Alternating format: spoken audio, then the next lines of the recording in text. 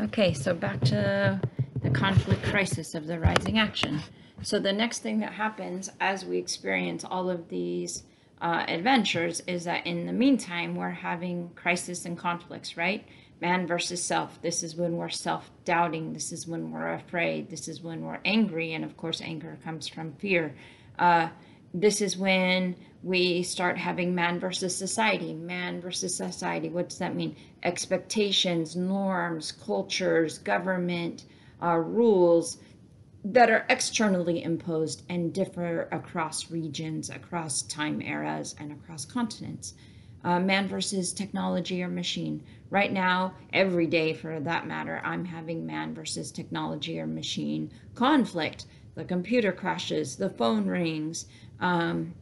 Earlier, my computer wasn't set up so that I was authorized as an administrator, so I wasn't allowed to download, I wasn't allowed to post, I wasn't allowed to host. This is continual conflict, man versus machine, me versus the technological enemy, if you will. Man versus nature. This is me against the supernatural, or me against a storm, me against an animal, me against the bear. And very finally, man versus man. This is the conflict, one person against the other. Now, this might be a physical boxing match, but it also might be a duel of the minds, or a battle of egos, or of wills, of ambition even. These conflicts create then the up and down scenes that we're talking about, that move the plot structure along from the moment of inciting force to the climax. Now, the last component of the rising action is called complication, and complications are sub-conflicts, right? I'm having an argument with you while the phone is ringing, so that phone is a complication. I really want company, but the complication is I don't like how this person acts or looks.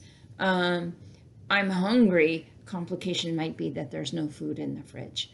So these conflicts and complications work together to create a full-fledged scene that allows your then protagonists and characters to really interact with each other and their environment. Now, this all comes to a tipping point at the top.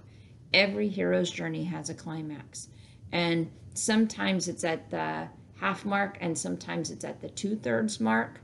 That is just author preference. But either way, the climax is the point of emotional high. It's a point of no return. It's the final battle. It's the make it or break it moment where you have to study or do the paper. It's the moment where you're ready to give up. After the climax, there's the falling action, and the falling action is when things either return back to status quo or a new life begins to emerge, and the results or consequences of the battle or the studying or the encounter really start to take form. Now, this has also two possibilities, right? It can go into the resolution denouement, or it can be flung back into a new rising action moment, and that's how we get sequels, for example. So these are the two basic kinds of plot structure. Now, before classes closed, my Friday English 2 asked if in fact Hero's Journey was or could be Stranger Comes to Town, and the answer is yes. Every Stranger Comes to Town is its own hero's journey, but that's one directional, because not all hero's journeys involve a stranger, right? So every Stranger Comes to Town is a hero's journey, but not every hero's journey is a Stranger Comes to Town. Now, the next thing that you need to know on page 4 now are your different points of view. First person. Now, let's be really clear on this. First person narration is when the narrator is a character or an observer and is telling the story. They're using I and me and my, I saw, I did, I said. Now, we're going to read a story, The Yellow Wallpaper, where it's first person narration exclusively. While it's a compelling story because we're made to trust the narrator, it's actually the most unreliable kind of narration because we have to believe the narrator. We have to take her or his word for it, and we see all of the other characters and actions through that specific lens. Objective. Objective narrator knows or appears to know no more than the readers. We're going to read a story with objective narration. This would be our Hills Like White Elephants. And in that story, it's like looking through a window or listening on the radio. We're not privy to any character's feelings or thoughts. We only see what they do and hear what they say. This is why it's sometimes considered the camera view. The next one is omniscient. The narrator knows everything about the characters, and because the narrator knows everything about the characters, the reader begins to know everything about the characters. We know how they think and how they feel and what they're afraid of and what they want and what they hope for and what their plan is. This is omniscient narrator. This is the all-seeing eye, and they don't just see actions and words, they see your soul. They see your motivations and your fears. Now, the most common third-person kind of storytelling is called limited omniscient. Now, limited omniscient is when the narrator lets us into the minds and actions, the feelings and thoughts of maybe 2 or 3 characters only. They report on everything else, but we're allowed into the main character's world, right? We know Frodo's fears, but we don't necessarily know all of the other elves, or dwarves, or monsters, or orcs, or wizards. We only know our own limited characters that the narrator and the author give us. You need to know the definition of protagonist. Now, protagonist is the opposite of antagonist, right? Protagonist is the main character. Hero or villain, it doesn't matter, it's the main character. Opposite of that is antagonist, and this is the person, place, or thing that goes against the protagonist. And whereas the protagonist is almost always a person, unless it's an animal story, antagonist can be any of the 5 kinds of conflict. The antagonist might be society, or might be a machine, or might be an animal, or might be a person, or might be a thing. You need to know resolution. You need to know reversal, rising action, setting. Let's talk about subject and theme. This is the bottom of page 4. The difference between subject and theme is that subject is typically one word: war, love, family, nature. The theme, however, is a sentence about the word. War is fun. War is dangerous. War should be avoided. War is good for the economy, right? These are opinions that the story then sets out to prove through its narrative, through its action, and through its characters. Difference between subject and theme.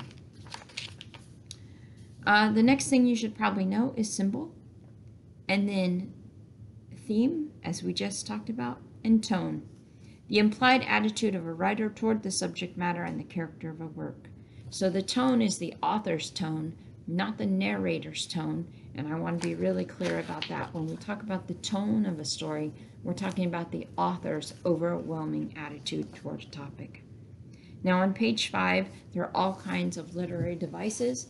Your fiction project that I'm going to go over in the next video will look at these, but a couple that you might need to know is the plot device, an object or character concept that's introduced in the story that advances the plot.